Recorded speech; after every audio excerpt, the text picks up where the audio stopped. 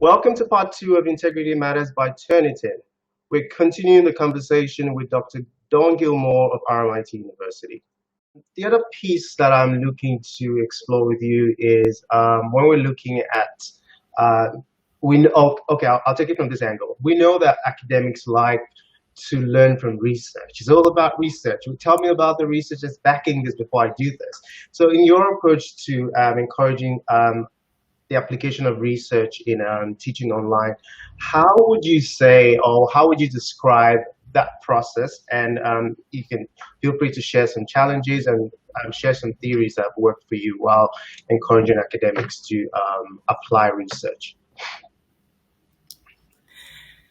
So, two things, and I suppose you said share an experience, and I think one of the hardest lessons for me to learn when working with academics, particularly in the space of academic development and course design, is you have to establish a partnership. I often say, or a friend once told me, it's a partnership, not a dictatorship. So what are you doing to work together? And when we think about what that means, then academics are used to doing a literature review and using that as a lens to see social interaction and collecting evidence and data. They're even used to collecting evidence of their performance. We see this all the time in promotions and teaching awards. So I always encourage academics to set up tests. So I'll often, if we were talking about retention, I would bed the conversation historically into retention literature from maybe, Tinto 1982. And then I'd bring them forward to, here's a piece in online retention, which might be Papia Bawa, retention in online courses, or again, Kathy Stone. So bringing them along the historical trajectory of whatever it is that you're trying to achieve. And then encouraging them to set up a test. So you might not think it's a great idea, but you can always say, all right, let's test this. What would you hope to see? And what evidence then can we collect to see if it's working or not, so that we know in 3 to 6 months the changes we might have to make. And I've found that then gives you, one, you've left the door open to continue the conversation. And two, you might be wrong and you may very well learn something new yourself. Or three, you've created an environment and a culture and a relationship with each other where it's okay to fail. And I'd say it's not even failing. It's okay to learn and learn from experience. And experiential learning is something I think that we're all in favor of. Yeah. That's true. I think one of the things I heard you say there is using the term partnership.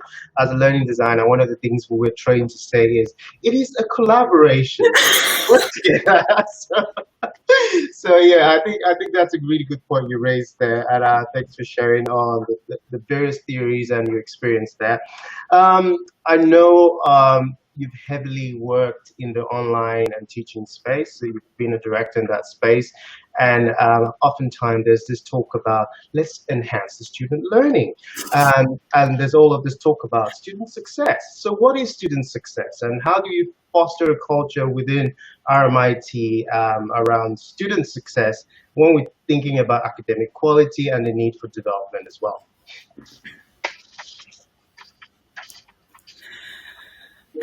It's a really good question. Because what I define student success to be may not be scalable. Student success is making sure that each individual student meets the outcomes that they want. Whereas when we look at the purpose of higher education, student success is that we are able to assess that students have met course learning outcomes or program learning outcomes. So how to marry the two, I still haven't figured out. But I will say that there's a window for, if student success is getting a student successfully into a course, and at the point at which they feel confident and want to continue in their course of study, that might be a sign of student success. In which case, it's those first 4 weeks of an online course, maybe the 2 prior to it and the first 2 in it. And what are universities doing during this time to make sure that they're catching students' needs, to make sure that students are aware of the the resources available that they might need later. I'm a big fan of early warning systems. I think I also managed a student success team at RMIT Online. And the stories that students would tell our student success officers would move you to tears. They were so beautiful. If we noticed a student hadn't logged in the first week of a course, calling them and having that conversation. And often they were grateful to hear from you. And that was a trigger moment for them to motivate them to get into their studies. And it also put, a face to a screen, or a voice to a screen. That was enough to lift them up and carry them on their way.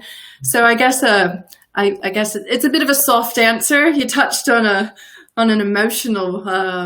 I guess it's a more emotive or affective space that I used to not engage with. I was more into course design and teacher training, but the student success is extremely complex because every student's an individual, and it's really important for universities to not lose sight of that.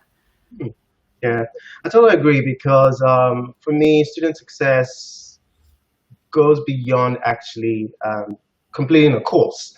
Have you created an individual who thinks about integrity, who is actually ready for work? There's the work-ready aspect of it and all of that. So in taking into consideration how we factor in student success in building successful courses, what would you say are your approach to designing industry-relevant curriculum for students?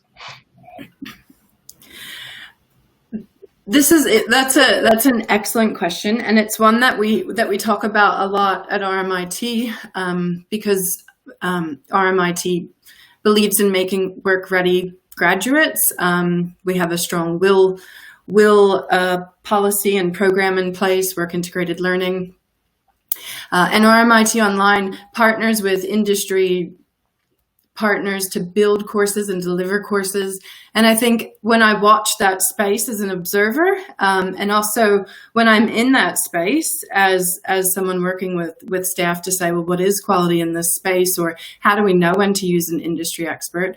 I think that it's really important to know when to lean on industry. So what are the gaps in academia that we can plug with industry experts, with industry knowledge, with industry partnerships, so that our courses are innovating themselves, or so that our students are having an innovative experience, or getting the skills that they need to make them, like you said, Chooks, ready for work, caring about integrity, those sorts of skills. So I often, there's some tension with bringing industry into higher ed, because it's a less traditional way for a university to operate. But I think now more than ever, the mindset is turning into strength to strength. So how does industry also use academia to go from strength to strength, and vice versa? Yeah, it's all about collaboration there. I think we're moving into a space where students, like I think you mentioned this in one of your conversations, there is students wanting to relate to what they're going to do when they graduate, as opposed to telling them what to do. It's not a dictatorship. So it's very crucial that we find a middle ground to partner with industry, and at the same time industry to figure out how academia can support industry practices as well.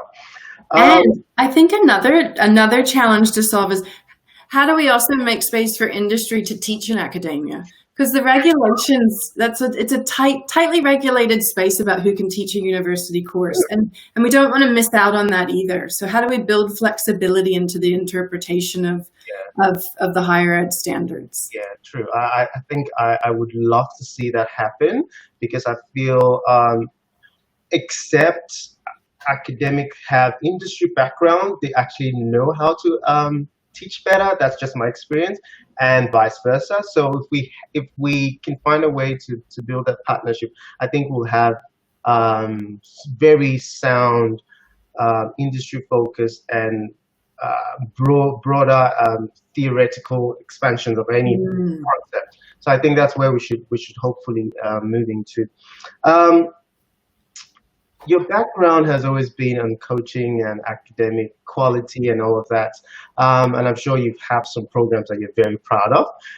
Can you talk us through one of your, or one, or as many of your innovative programs that you've used to support academics in thinking about best practices in teaching and learning? So I would return to the coaching program that I mentioned earlier. So when I set out to build this program, the outcome that we wanted to achieve was to know that we could drop an academic or a teacher into any course and that they would be successful in teaching it. And if you think about it, that's actually, I mean, it's in many ways it's antithetical to to some of the requirements of teaching a course. But I believed that the key to it was behavioral change and how we could use behavioral change to make teachers successful in the classroom. So we used data. We used data sets from teacher interactions with students. We had teachers set goals, and we were able to measure those goals with data sets. And this was turned into then a reflective cycle that teachers would share a reflection with a coach and use that to inform the next steps or to set the next goal. And key to this was that we worked in partnership with the students. So we needed data for it to work, and students were aware that that's what we were doing. And we shared all the data we collected back to teachers, and we shared a fair bit of data as well back with the students. And that closing the loop and giving that feedback, I think we had response rates eventually between 25 and 45%. And when we watched them climb, it made us want to share more. It made teachers want to try new things. We were asking, teachers were able to select questions to ask students to get feedback on. So I'm trying to make the course more interesting. And in week 2, you could get feedback on that. And then again in week 5. So it made the delivery of the course more responsive. And again, it gave teachers opportunities to experiment with what they were doing in the classroom. And we always made it clear that was the purpose, to experiment and try new things, but to be able to speak to the success. And sometimes that success was a changed way of feeling, and other times that success was seeing the data on the dashboard move in an upward trend. But we were always conscious of that if it made someone feel differently, or if it made someone feel motivated, that was just as valid. Perfect. Thanks for sharing that. I think we need to start thinking about how we can support our academics. And I know with COVID, most academics are used to doing the face-to-face thing. The online delivery is not something they've been trained for. And I think that's one of the areas universities will be investing in. Another question that comes to mind, and I know you mentioned TEXA during the course of this interview, is I hear in the grapevine that there's been some changes in TEXA regulations or around assessment. And I know TEXA is one of the bodies that actually governs how higher ed actually administers or puts together learning outcomes and assessments and all of that. Are there some changes that are crucial for higher education to know at this point that you'd like to share with us, and hopefully people listening to this can start taking into consideration while they're thinking or rethinking their assessments? Well, I think that it's a space to really wait and watch. It'll be interesting to see what the new academic integrity unit does, and how much it balances preventative measures with measures to educate. So I'm excited to watch that space and to see. My hope would be that they're able to find a beautiful balance so that students are able to benefit from the changes that we're seeing. I think TEXA is very collaborative with the industry. I would encourage everyone to keep an eye on when they call for feedback or when you can submit to a guidance note, because what they have proven time after time is that they do take on feedback from the sector. So as these new spaces start to emerge, I think, if you bookmark that website on your browser, then check in on it regularly and make sure that you're giving them feedback, because it's an opportunity for us to help shape whatever comes out next. Yeah, great. Thanks, Dawn, for being part of today's session and shedding some light on what's new and changing in the online and teaching space.